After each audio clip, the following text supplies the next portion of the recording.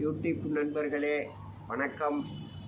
இப்போ நம்ம அடுப்பு, ப்ளோயர் அடுப்பு, விறகு அடுப்பு, புகையில்லாத அடுப்பு அப்படின்லாம் சொல்கிறாங்கல்ல, அந்த அடுப்பு நாங்கள் தயார் பண்ணி சேல்ஸ் பண்ணிகிட்ருக்கோம். அந்த அடுப்பை பற்றின விவரங்கள், வீடியோக்கள், அடுப்பை பராமரிக்கும் முறை, ப்ளோயரை பராமரிக்கும் முறை, இதில் எத்தனை பேருக்கு சமைக்கலாம் அப்படிங்கிறதெல்லாம் பற்றி ஒரு வீடியோ போடணும் அப்படிங்கிற நோக்கத்தில் இந்த வீடியோவை துவங்குகிறேன். அப்புறம் இப்போ என்கிட்ட 8.5 இன்ச்சு ப்ளோயர் அடுப்பு அவைலபிள் இருக்குது என்கிட்ட. நீங்கள் எத்தனை பீஸ் வேணுனாலும் எடுத்துக்கலாம். அதை பற்றின விளக்கம் தான் இப்போ சொல்ல போகிறோம். வாங்க ஒர்க் ஷாப் போகும்.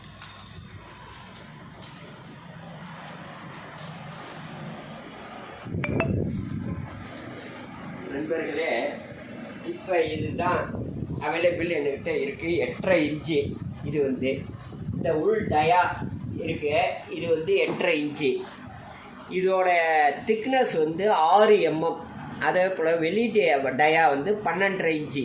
அதோட திக்னஸ் 6 mm. இந்த டயாவை பொறுத்து தான் சமையலுடைய அளவு கூடுதல் குறைச்சல். இப்போ இதில் 150 பேர்லேருந்து 200 பேர் வரைக்கும் சமைக்கலாம் இதில்.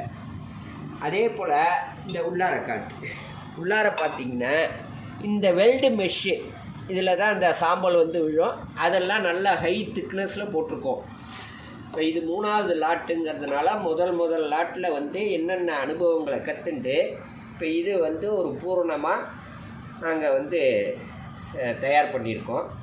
இந்த வெல்டு மெஷ் 10 mm திக்னஸ். இது 6 mm திக்னஸ்ஸு. இந்த வெளிடயாவும் 6 mm, ஸ்டாண்டும் 12 mm. இதில் நீங்கள் 700 கிலோ வரைக்கும் லோடு ஏற்றலாம். 150 பேர்லேருந்து 200 பேர் வரைக்கும் சமைக்கலாம். அப்புறம் இந்த அடுப்போட ப்ளோயர் பொருத்தும் உரையை பற்றி இப்போ சொல்ல போகிறேன்.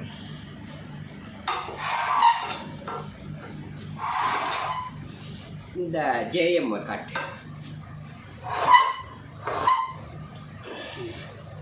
அப்படியே இது 3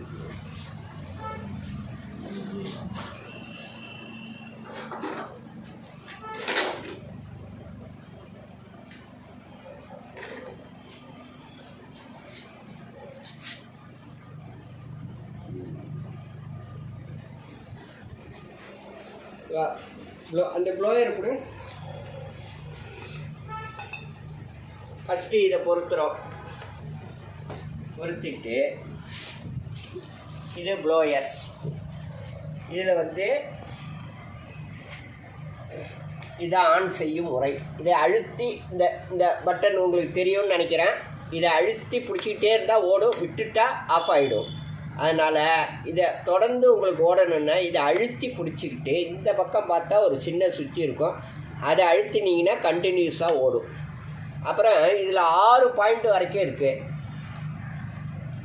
1 2 3 4 5 6 பாயிண்ட் வரைக்கும் இருக்குது. நீங்கள் 1 2ல் வச்சாலே போதும்.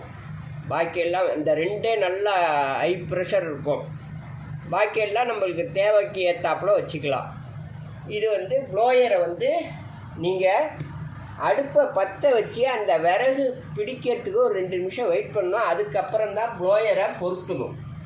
அதனால் அடுப்பு பற்ற வைக்கும் முறை, இதை போல் 2 துணி கிழிசலை இந்த கொட்டாங்குச்சியில் போட்டுக்கிட்டு அதில் அந்த டீசலை ஊற்றணும். கொஞ்சம் ஊற்றிட்டு நீங்கள் இதுக்குள்ளார வச்சுட்டு இந்த போல் மரவாடியில் துண்டு விறகுகள் கிடைக்கும். இல்லை நம்ம சவுக்க விறகு வாங்கி கூட அறுத்துக்கலாம். எந்த விறகு போட்டாலும் எரியும். அடுப்பு கறி கூட போடலாம். கறியை போட்டாலும் கறி அடுப்பு மாதிரி யூஸ் பண்ணிக்கலாம். அதனால் இந்த விறகை இது வழியாக போடணும். பாத்திரம் இருக்கும்பொழுது இது வழியாக போடணும்.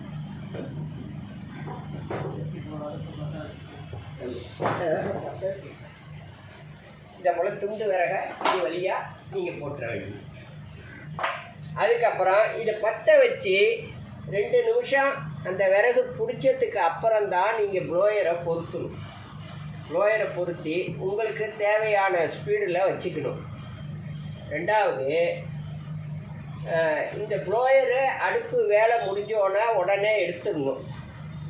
இந்த ப்ளோயர் வந்து இது ஹெவி ப்ளோயர், 240 வோல்ட் ஏசி கரண்ட்டில் டைரெக்டாக ஓடுறது.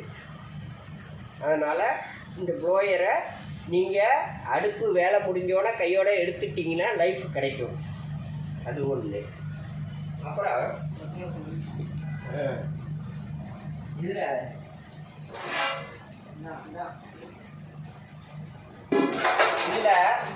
வெறும் 10 பேருக்கும் சமைச்சிக்கலாம். ப்ளோயரை பாயிண்ட்டை கம்மியாக வச்சுட்டு கட்டையை கம்மியாக போட்டு ஒரு 10 பேருக்குள்ளதை சமைச்சிக்கலாம். இல்லை கட்டை அதிகம் போட்டுட்டு ப்ளோயரோட அந்த ஸ்பீடையும் அதிகப்படுத்திட்டிங்கன்னா கூட இது என்ன 5 கிலோ, இது 5 கிலோ சாதம் வடிக்கலாம். இது வந்து அதே போல் அதிகபட்சம் நீங்கள் 10 கிலோ வரைக்கும் இதெல்லாம் சாதம் வடிச்சிக்கலாம். இது ஃபுல்லாக சாம்பார் வச்சுக்கலாம். 10 கிலோ இது ஃபுல்லாக சாம்பார் வச்சுக்கலாம். அரிசியை சாதம்னா ஒரு 10 கிலோ ஒரே டயத்தில் வச்சுக்கலாம். இந்த அளவுக்கு பெருசுலேருந்து இந்த அளவு சின்னது வரைக்கும் நீங்கள். அதனால் இந்த 8.5 இன்ச்சுங்கிறது மீடியம் சைஸு, ஹோட்டல் பர்பஸ் வீடுகளுக்கும் உபயோகப்படும். இதுதான் மூமெண்ட்லேயும் அதிகம் இருக்குங்கிறதுனால இதில் கவனம் செலுத்தி நாங்கள் தயார் பண்ணிகிட்ருக்கோம். இப்போ வந்து இது 3வது லாட்.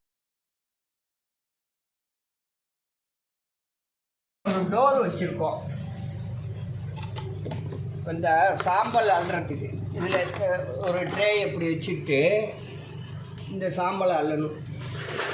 சூடாக இருக்கும்போது தொட முடியலன்னா இந்த பிள்ளை இதை வச்சுக்கலாம். இப்போ பெயிண்ட் அடித்ததுனால கொஞ்சம் 1000 வரைக்கும் டைட்டாக இருக்கும், அப்புறம் ஃப்ரீ ஆகிடும். இது வழியாக சாம்பல் அள்ளிக்கலாம்.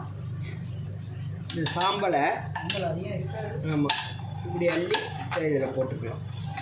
போட்டு இந்த ட்ரேயை எடுத்துக்கலாம். இது சாம்பல் அள்ளணும். அடுப்பு எரியும் போது கண்டிப்பாக இது க்ளோஸ் பண்ணி இருக்கணும். இல்லைன்னா அந்த காற்று நெருப்பு எல்லாம் இது வழியாக வரும். அதனால் அடுப்பு எரியும் போது நம்ம க்ளோஸ் பண்ணியிருக்கான்னு பார்த்துக்கணும். இப்படி க்ளோஸ் பண்ணிட்டோம்னா அடுப்பு இங்கே ப்ரெஷர் ஜாஸ்தியாக இருக்கும். சாம்பல் எல்லாம் தேவைப்படும் போது மட்டும் இதை திறந்துக்கலாம்.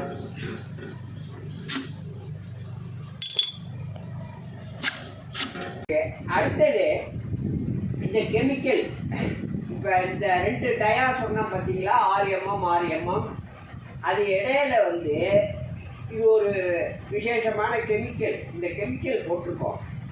இது வந்து சூடு வராதுன்னு சொல்லுவாங்க. ஆனால் 100% சூடை 20% தான் இங்கே வெளியில் அனுப்புவோம். அதுக்காக இந்த கெமிக்கல் போட்டிருக்கோம். அதே போல் இதோட வெப்பம் கீழே பரவாமல் இருக்கிறதுக்காக இந்த தட்டுலேயும் கெமிக்கல் போட்டிருக்கோம். அதை வந்து சென்ற வீடியோவில் சொல்ல மறந்துட்டேன். அதனால் இப்போ அதை சொல்லியிருக்கேன்.